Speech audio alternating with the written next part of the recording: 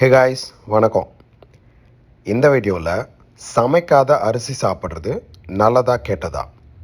சமைக்காத அரிசி சாப்பிட்றதுனால ரத்த சோகை இல்லைன்னா அனீமியா வரும் அப்படிங்கிறாங்களே, அது உண்மையா பொய்யா? சமைக்காத அரிசி சாப்பிட்றதுனால வேறு என்னென்ன ஆபத்து இருக்குது? அது சாப்பிட்றதுனால நமக்கு ஏதாவது பெரிய பிரச்சனை வருமா அப்படிங்கிறதெல்லாம் பற்றி தான் இந்த வீடியோவில் நம்ம பார்க்க போகிறோம். வாங்க பார்க்கலாம். அரிசி அப்படிங்கிறது இந்தியா உள்ளிட்ட நிறைய நாடுகளில் ஒரு முக்கியமான உணவு, ஸ்டேப்பிள் ஃபுட் அப்படின்னு சொல்லுவாங்க. அது இல்லாமல் வாழ முடியாது அப்படின்ற அளவுக்கு ஒரு முக்கியமான உணவு. அது ஏன் அப்படின்னா, அரிசி மிக மிக விலை குறைவு. மற்ற உணவுகள் கூட கம்பேர் பண்ணும்போது அரிசியோட விலை ரொம்ப குறைவு. ஆனால் அதில் எனர்ஜி, அதாவது ஆற்றல் நிறைய கிடைக்கும். இதனால தான் நிறைய நாடுகளில் அரிசி ஒரு ஸ்டேப்பிள் ஃபுட்டாக இருக்குது. அதே மாதிரி அரிசியில் நிறைய வகைகள் இருக்குது அப்படின்னு உங்கள் எல்லாருக்கும் தெரியும். பொதுவாக பெரும்பாலான மக்கள் அரிசியை சமைச்சு சாதமாக தான் சாப்பிட்றாங்க. ஆனால் சில பேர் அரிசியை அப்படியே ராவாக சாப்பிடுவாங்க. அது மாதிரி சாப்பிட்றதுனால ஏதாவது ஹெல்த் பெனிஃபிட்ஸ் இருக்கா, இல்லை அது மாதிரி சாப்பிட்றதுனால ஏதாவது பெரிய ஆபத்து இருக்கா அப்படிங்கிறத பற்றி தான் இந்த வீடியோவில் நம்ம டீட்டெயிலாக பார்க்க போகிறோம். முக்கியமாக இந்த பிரச்சனைக்கு பின்னாடி இருக்கிற சயின்ஸை பற்றி நம்ம டிஸ்கஸ் பண்ண போகிறோம். வீடியோக்குள்ளே போகிறதுக்கு முன்னாடி இன்னொரு முக்கியமான விஷயம், குழந்தைங்க பொதுவாக சமைக்காத அரிசி சாப்பிட்றது ரொம்ப அதிகம். அதே மாதிரி பெண்கள் ஒரு ஊற வைக்கிற அரிசியை சாப்பிட்ற பழக்கம் நிறைய இருக்குது.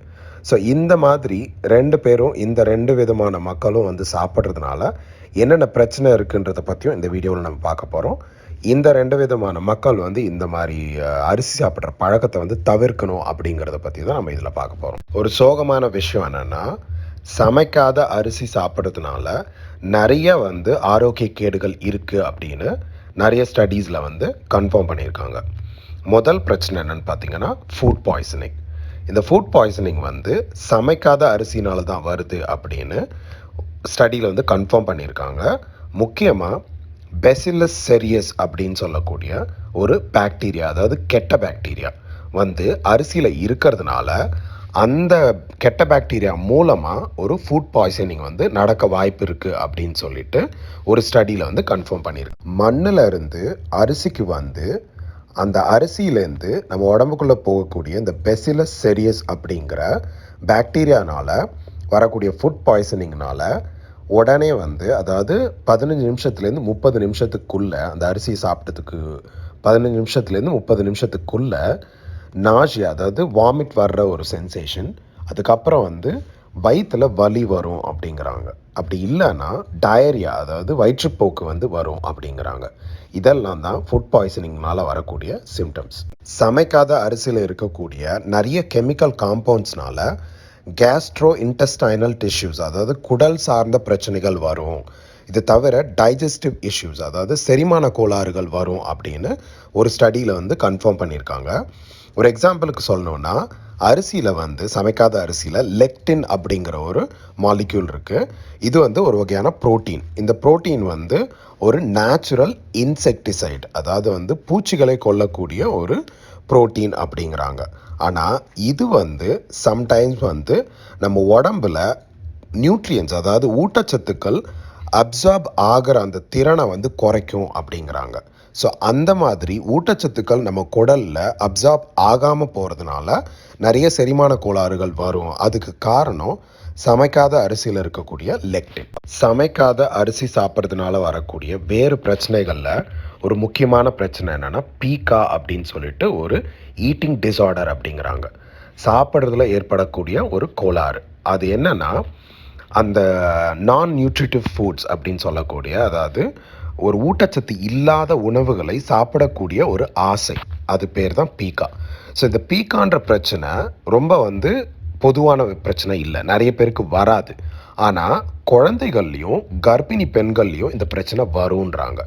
ஸோ இந்த பிரச்சனை வர்றதுனால உங்களுக்கு இந்த சமைக்காத அரிசியை சாப்பிடணுன்னு ஒரு ஆசை அதிகமாகும்.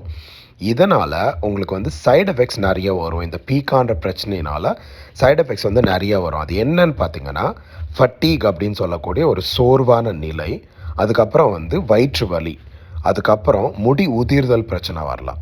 அதுக்கப்புறம் பல் சொத்தை ஆகிறது இல்லை பல் சேதமாகிறது, டூத் டேமேஜ் அப்படிங்கிறாங்க. முக்கியமாக அனீமியா அப்படின்னு சொல்லக்கூடிய இரும்பு சத்து குறைபாடு வந்து வரும் அப்படிங்கிறாங்க. சரி, சமைக்காத ரைஸ் சாப்பிட்றதுனால, அதாவது சமைக்காத அரிசி சாப்பிட்றதுனால ஏதாவது பிரயோஜனம் இருக்கா அப்படின்னு சொல்லி கேட்டிங்கன்னா, சுத்தமாக ஒரு பிரயோஜனமும் கிடையாது அப்படின்னு சொல்லிட்டு தான் வந்து ஸ்டடீஸில் வந்து கன்ஃபார்ம் பண்ணியிருக்காங்க.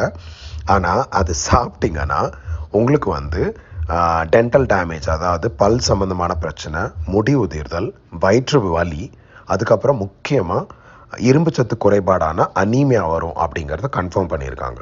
ஸோ வேறு எனக்கு வழியே இல்லை, நான் வந்து அரிசி சாப்பிட்ற பழக்கத்தை டெவலப் பண்ணிட்டேன், இது ரொம்ப வருஷமாக சாப்பிட்றேன், அதனால் வந்து எனக்கு இது வேறு ஏதாவது சாய்ஸ் வேணும் அப்படின்னு கேட்குறவங்களுக்கு நான் சாதாரண ஒயிட் ரைஸை வந்து ரா ரைஸாக சாப்பிடாம அந்த இடத்துல ஒரு ப்ரௌன் ரைஸு இல்லை பிளாக் ரைஸு, ரெட் ரைஸு, இல்லைனா வைல்டு வெரைட்டி ஆஃப் ரைஸ்ன்னு ஒன்று இருக்குது. ஸோ இந்த அரிசிகள் வச்சு ஸ்விட்ச் பண்ணிக்கலாம். அதாவது இந்த அரிசிகளை மாற்றி வெள்ளை அரிசி சாப்பிடாம ப்ரௌன் ரைஸோ கருப்பு அரிசியோ சிவப்பு அரிசியோ வந்து சாப்பிட்றதுனால ஒரு சில பெனிஃபிட்ஸ் இருக்குது அப்படின்னு சொல்கிறாங்க. அது என்னென்ன பெனிஃபிட்ஸ்ன்னு பார்த்தீங்கன்னா, ஆன்டி ஆக்சிடென்ட்ஸ் கிடைக்கும் நான் சொன்ன இந்த கருப்பு சிவப்பு ப்ரௌன் ரைஸில். அதுக்கப்புறம் நிறைய வந்து மினரல்ஸும் வைட்டமின்ஸும் கிடைக்கும். முக்கியமாக பி வைட்டமின்ஸ் நிறைய கிடைக்கும்ன்றாங்க. இது வந்து வேறு வழியே இல்லைனா தான் சாப்பிட்ணும். பொதுவாக அரிசி சாப்பிடக்கூடாது, ரா ரைஸாக சாப்பிடக்கூடாது. ஸோ சமைக்காத அரிசி சாப்பிட்றது ஆபத்து. அதனால் பெசிலஸ் செரியஸ் அப்படிங்கிற ஒரு பாக்டீரியானால் வரக்கூடிய ஃபுட் பாய்சனிங் வரும். நம்ம குடல் ஆரோக்கியம் வந்து கெட்டு போகும். முக்கியமாக பீக்கா அப்படின்னு சொல்லக்கூடிய ஒரு சைக்கலாஜிக்கல் டிஸார்டர் வரும். அந்த டிஸார்டர்னால் முடி உதிர்தல், ஃபட்டீக்கு, வயிற்று வலி, அப்புறம் முக்கியமாக அயன் டெஃபிஷியன்சினால் வரக்கூடிய அனீமியா வரும். இதனால் ரா ரைஸை சாப்பிடாதீங்க. வேறு வழியே இல்லை சாப்பிட்ணும் அப்படின்னா கூட சாப்பிடாமல் தவிர்க்கிறதுனால உங்களை வந்து நீங்கள் காப்பாற்றிக்கலாம். இதுக்கு என்ன ஒரு சாய்ஸ்னால், நீங்கள் இரும்பு சத்து அதிகமாக இருக்கக்கூடிய உணவுகளை சாப்பிட்டீங்கன்னா இந்த மாதிரி ஒரு ரா ரைஸை சாப்பிட்ணுன்ற உணர்வு வந்து குறையும். இது மூலமாக நீங்கள் வந்து ரா ரைஸை சாப்பிட்றது வந்து தவிர்க்க முடியும். So stay safe. நம்ம இன்னொரு சூப்பரான வீடியோவில் மீண்டும் சந்திக்கலாம். நன்றி, வணக்கம்.